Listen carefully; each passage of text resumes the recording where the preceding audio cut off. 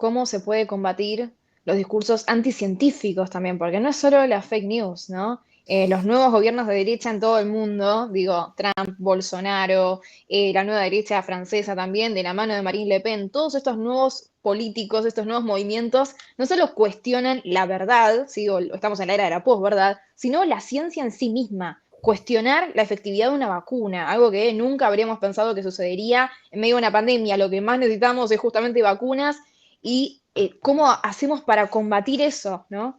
Es una gran pregunta y no sé si tiene respuesta. Es un muy buen punto, Florencia, y aparte, déjame decirte esto, ¿no? Que justamente las fake no son solamente las que circulan a través de las redes sociales, ¿no? Que este mensaje que uno, no sé, desde algún grupo, ¿no? Algún movimiento antivacunas que, bueno, libera una fake de vacunas que la hace circular por redes. El gran problema, otro de los grandes problemas, por eso es un problema muy importante, pero cuando entra en juego la política y el rol de las figuras, ¿no? O sea, en el caso de Bolsonaro, por ejemplo, hubo, digamos, un momento muy concreto al inicio de la pandemia cuando empezó a asociar a COVID con una gripecita, ¿no? Y bueno, y eso acarreó, digo, un serio problema para la salud pública, porque hubo muchísimos muertos, pero muchos Sí. muertos en Brasil, en ciertos estados, digamos, que hacían sí, que justamente pensaban lo mismo que Bolsonaro, o porque forman parte del mismo partido, o por lo que fuere, dejaron circular, ¿no? El virus, porque, bueno, vamos a generar la inmunidad de rebaño de manera natural, total es una gripecita, lo cual fue catastrófico para el sistema de salud de Brasil. Ni hablar Trump cuando dijo que había que inyectarse la lavandina, ¿no? Que más Sí. allá de que haya sido un, digamos, una parodia, que haya sido, digamos, algo irónico, un mensaje irónico, muchas personas se lo toman literal, ¿no? Sí. Entonces, ahí entra en juego también la responsabilidad de lo que, digamos, del líder político que se está hablando a millones de personas. Eso es catastrófico y bueno, y no sé si tiene respuesta a tu pregunta en realidad, porque bueno, obviamente nosotros tratamos por ejemplo, en el caso de Trump, cuando dijo lo de la lavandina, o bueno, lo de Bolsonaro, digamos, tratamos de combatir la fake en sí y hacer, ¿no?, que circule esa desmentida. Pero la realidad es que la viralización que tienen las fake, y sobre todo cuando vienen de líderes políticos que salen, digamos, por los medios masivos de comunicación, es muy difícil de contrarrestar, muy, muy complicado. Sí. Son quienes toman las decisiones al fin y al cabo, ¿no? Son los que tienen el Exacto, poder y es muy complicado. Sí, sí, sí, completamente. exactamente. Francisco, Sí, Aya, yo te quería preguntar, tenía tenía la combo pregunta, pero son dos cuestiones distintas. Pero ya que está el pie hablando, bueno, de la fake news y de que justo comentaste que la fake tiene mucha más repercusión que después que la desmentida. ¿Cómo hacen ustedes? ¿Cuál es el procedimiento al encontrarse una fake, tanto de lo que puede ser un líder político o en un medio masivo de comunicación? Que eso Sí, acá se ha visto varias.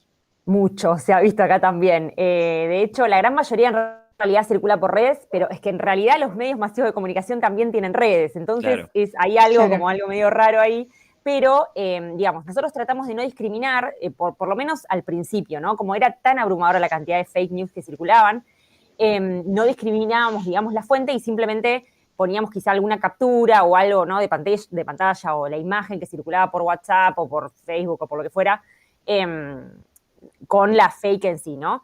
Y lo que hacemos es tomar esa fake y buscamos toda la evidencia científica, en realidad más que nada el consenso científico, ¿no? O sea, nos basamos en páginas, por ejemplo, la de la Organización Mundial de la Salud o la de la CDC, el Ministerio de Salud de acá de Argentina, la Organización Panamericana de la Salud, es decir, sociedades científicas que buscan un consenso, que tienen generado un consenso científico en torno a algún tema y la evidencia científica disponible hasta el momento, porque recordemos que SARS-CoV-2, o sea, es un virus nuevo y entonces, bueno, hay muchas cosas que no se sabían en ese momento y que se fueron sabiendo a medida que avanzaba el tiempo y que se generaban más resultados, ¿no? Y entonces lo que tratamos de hacer es eso, ¿no? Juntar la evidencia y después traducir esa evidencia en un lenguaje no técnico, ¿no? Porque si no tampoco captás la atención de la gente, se puede llegar a aburrir si no entiende de lo que estás hablando, Sí, entonces claro. no llegás, ¿no?, a desmentir esa fake. Entonces, bueno, y lo que hacemos es, ya les digo, publicarlo en Confiar o en nuestras redes, tratando de pedirle a las personas también, ¿no?, que me gusten, que compartan, así llega como a más cantidad de personas. Es una tarea muy difícil porque obviamente tardamos mucho más en desmentir la fake.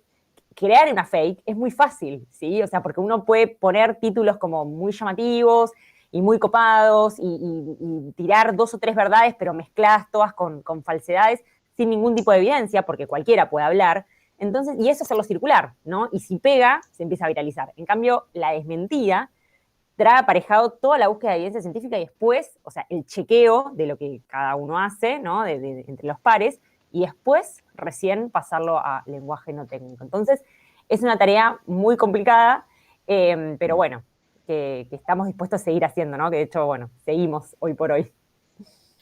Bien, bueno, algo muy importante que mencionabas, Ayelen, cualquiera puede crear fake news, ¿no? Hablamos de las redes sociales como ese ámbito en donde mediante los algoritmos pueden lograr que llegue un mensaje masivo que termina siendo falso en su resultado.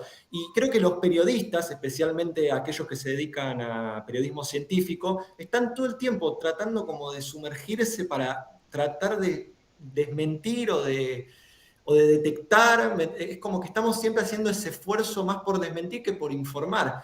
Y después lo que me estoy encontrando también, que creo que vas a coincidir conmigo, en que hay ciertos comunicadores que parece como que atentan contra la salud pública, que agreden contra ella, y otros que desconocen y hablan sin saber, no derivan la palabra a un especialista. Entonces, yo me pregunto, ¿no? Porque las personas comunes no vamos a ir a consultar The Lancet o aquellas revistas o documentos oficiales en donde encontramos la información sobre vacunas, sobre el COVID, etc. Pero los periodistas que toman o saben de dónde sacan esas fuentes, transforman la realidad o la tergiversan, modificándole ya sea una palabra, un punto, una coma, y eso totalmente cambia el significado, ¿no? Sí, así es. La verdad nos hemos encontrado con muchísimos titulares que eran así, ¿no? Tal cual.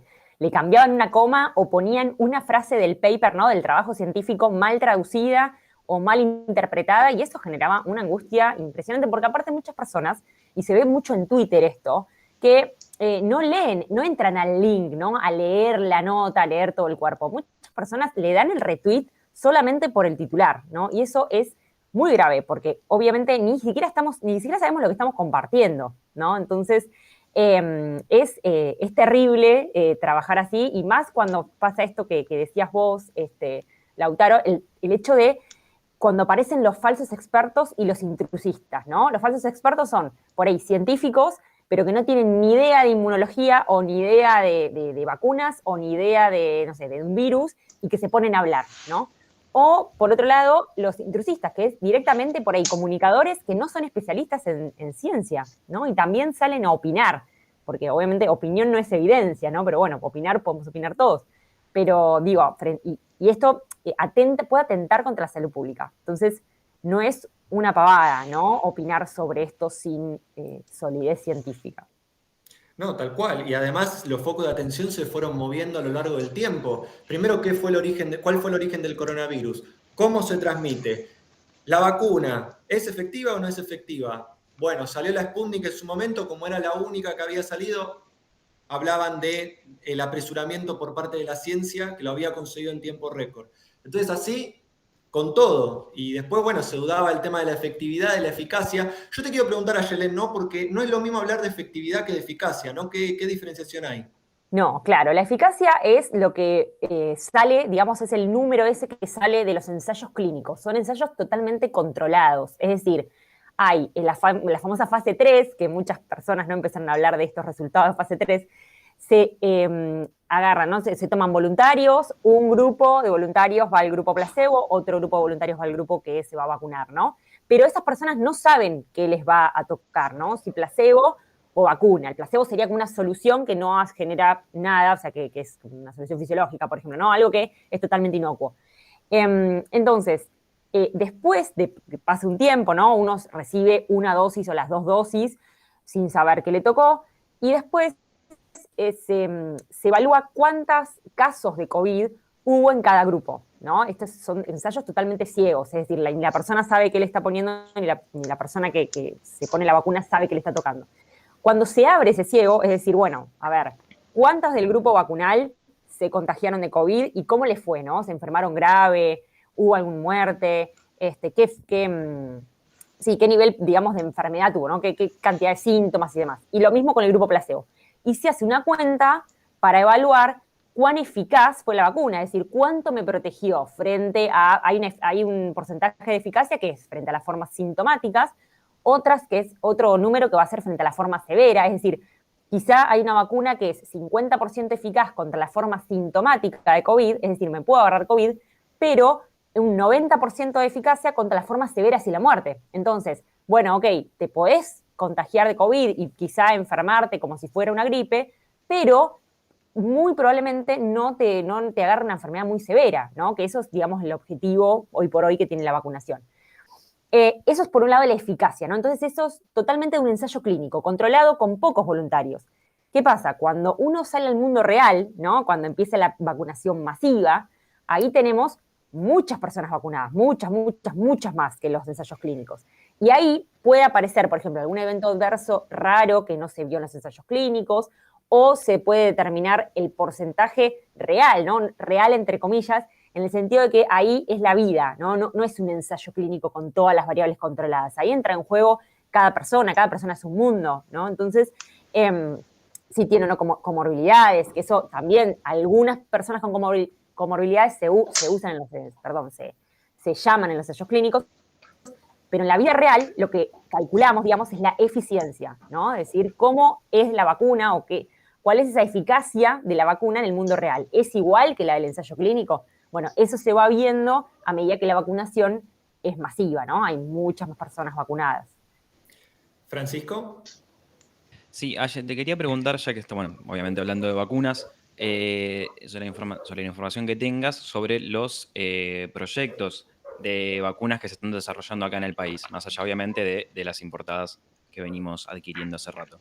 Bien, en el país actualmente hay 6 grupos, ¿sí? 6 laboratorios que están trabajando en 6 vacunas contra COVID-19, lo cual es muy bueno. ¿Por qué? Porque son vacunas que se llaman de segunda generación, porque obviamente se van a usar como refuerzo, ¿no? O sea, hoy por hoy se están usando las vacunas, la de Sinopharm, la de Moderna, la Sputnik, ¿no? La AstraZeneca, pero estas argentinas se quiere que se usen para un refuerzo. ¿Por qué? Porque después vamos a hablar un poquito de las variantes, es decir, después hay que focalizar las vacunas dependiendo de las variantes que estén circulando en tu país, ¿no? O en tu zona, o en América Latina. Entonces, es súper importante trabajar en vacunas que estén más enfocadas digamos, contra esas variantes que contra, por ejemplo, la cepa alfa, ¿sí? O la variante alfa, digamos, o la variante de Wuhan, que fue la primera de todas, que ya no circula por acá, ¿no? Eso es por un lado.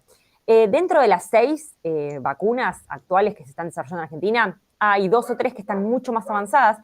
Por ejemplo, la vacuna, la que se llama Cecilia Grierson, ¿sí? Es la vacuna de UNSAM, que es la que lidera el grupo de la doctora Casataro.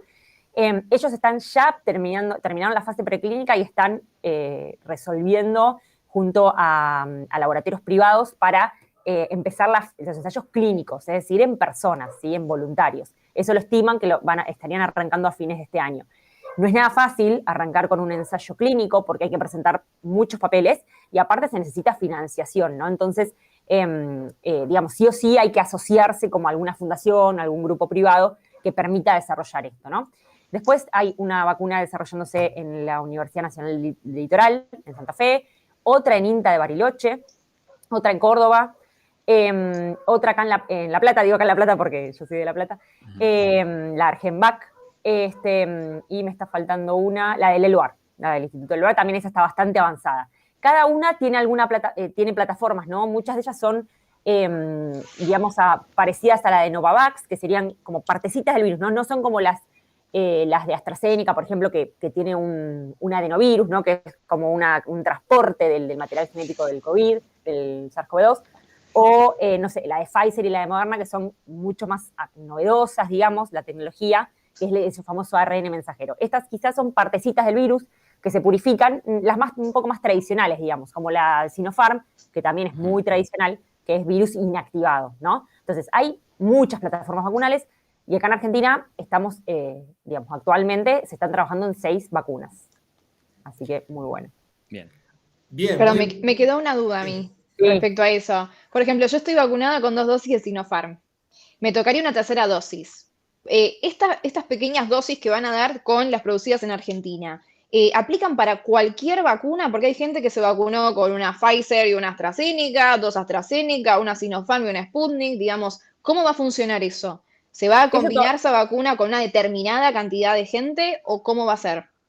Sí, seguramente, en realidad, incluso los ensayos clínicos seguramente ya los vayan a hacer, aunque sea algunas de las fases, con voluntarios que ya están vacunados, ¿sí? Porque es una Claro. realidad que hoy por hoy, muchos por suerte, tenemos una muy buena cobertura de vacunación y todos van a estar vacunados con alguna de las vacunas, ¿no? Entonces, probablemente sí se combinen, no se sabe todavía cómo será la combinación, para eso se harán los ensayos clínicos, pero bueno, sí, probablemente se apliquen ya en personas que tienen otra vacuna, por eso van a hacer refuerzos, y se verá cómo se combinará, ¿no? Dependiendo también cuál sea la primera vacuna que salga y la producción, ¿no? Porque después, obviamente, hay que producirla esa vacuna. Entonces, eso se evaluará más con el tiempo. Están estimando que para fines del año que viene ya estarán aplicando al menos 2 de las vacunas argentinas. Pero bueno, eso se evaluará como en su momento. Sí, primero los ensayos clínicos. Bien. Muy importante todo lo que fuiste mencionando, Ayelén, porque obviamente Argentina se posiciona como el faro para América Latina, junto a Cuba, que está también desarrollando la Soberana, la Abdala, y bueno, eso nos va a permitir acelerar la vacunación en la región.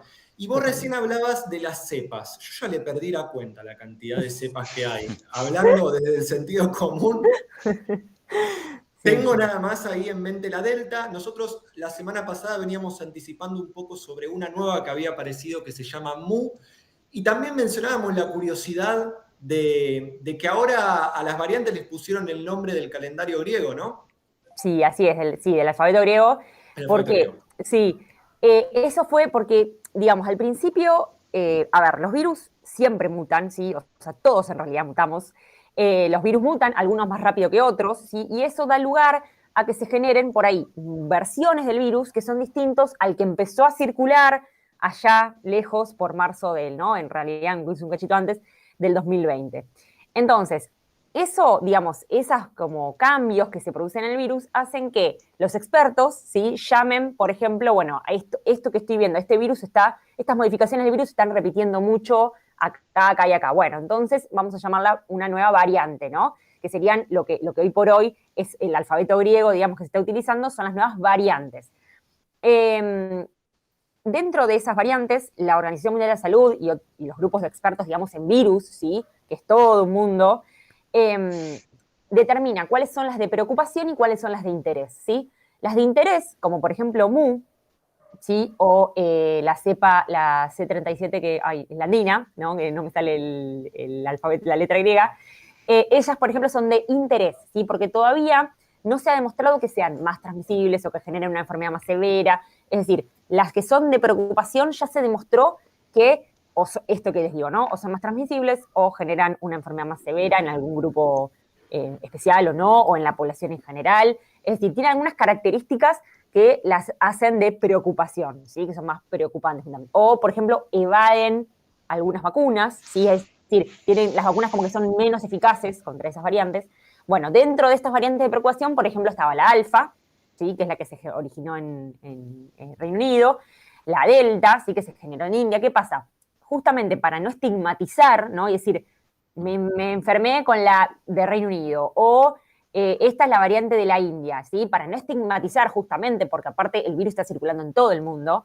Entonces, se decidió cambiar, ¿no? el nombre, la nomenclatura, y decirle, bueno, que se llama alfa, beta, gamma, delta, las de preocupación, y a partir de epsilon para adelante empiezo a llamar a las de interés, ¿no? Pero bueno, por eso fue confusión, digamos, porque al principio era la alfa, la de Inglaterra, la de Estados Unidos, ¿no? Y bueno, y ahora las aunaron todos en el alfabeto griego. De la Mu en particular no se sabe mucho todavía, hace muy poquito, o sea, fines de agosto, el 31 de agosto, de hecho, la Organización Mundial de la Salud la suma al grupo de las variantes de interés, ¿sí? Pero ¿por qué es importante o por qué nos importa un poco más a nosotros? Porque se generó o empezó a circular al principio en Colombia, o sea, es de América Latina, ¿sí? Entonces, está bueno también, ¿no? No está bueno que se generen nuevas variantes, digo que está bueno que se le empiece a prestar más atención quizá a las que están circulando acá en América Latina, ¿sí? De hecho, la alfa, por ejemplo, acá en Argentina, no circuló tanto, ¿sí? Como, por ejemplo, sí lo hizo en Reino Unido. Entonces, también, digamos, el virus, digamos, hay tantas variantes que muchas veces no pueden predominar todos, ¿sí? O sea, no pueden todos estar en la misma región. Entonces, bueno, está bueno esto, por eso, digamos, impactó tanto la atención, nos llamó tanto la atención, porque es una variante que por primera vez se detectó en Colombia, ¿no? Pero bueno, por ahora no se conoce mucho más. Bueno, entonces por ahora tenemos que tener en cuenta la Delta, que es la que vienen mencionando más que nada. Sí, empezó acá, se describieron ya casos de Delta acá, de transmisión comunitaria, digamos, ¿qué significa de transmisión comunitaria? Que no se detectó, no significa que no haya, pero no se detectó hasta ahora, en algunos casos con la variante Delta, algún nexo con una una persona que ha viajado, ¿sí? Porque la única manera de entrar Delta en el momento, digamos, acá es porque alguien vino del exterior con la variante, ¿sí? Porque empezó a circular primero por el norte. Pero bueno, por ahora, digamos, se sigue el minuto a minuto de lo que está pasando con las variantes, se secuencian, ¿sí? O sea, se analizan un montón de muestras y bueno, se irá viendo cómo impacta. Lo bueno que tenemos acá nosotros es que hay muchas personas vacunadas, ¿sí? Más allá de que con segunda dosis quizás un 30 y pico por ciento, ¿sí? Hoy por hoy superamos el 60% con la primera. Y eso es muy bueno contra lo que les decía hoy, contra las formas severas, ¿sí? O sea, las vacunas sirven sobre todo contra las formas severas de la enfermedad. Es lo primero que necesitamos, que baje la carga en los hospitales y las muertes, ¿no? Entonces, digamos, eso, digamos, no puede ser menor frente al ingreso de las nuevas variantes, ¿sí? Si bien baja un poquito la eficacia de algunas vacunas contra variante Delta, contra las formas severas de la enfermedad siguen siendo efectivas. Y eso es muy, muy importante. Ayelén, muchísimas gracias por haber venido a participar en este espacio. Aprovechamos esto último para que vos puedas mencionar dónde podemos encontrar a Ciencia Anti-Fake News. Obvio. Bueno, muchas gracias a ustedes. Y bueno, nosotros estamos nos encuentran en las redes, en Instagram, Facebook, Twitter y YouTube, como @anti_fake news. Y depositamos también todo el contenido en la plataforma Confiar de Telam, que sería confiar.telam.com.ar. Todo lo que diga fuente CONICET, somos nosotros atrás de eso. Los invitamos a las personas a que nos escriban por las redes, que siempre estamos muy disponibles para escucharlos y para hablar. Así que bueno, gracias a ustedes, chicos.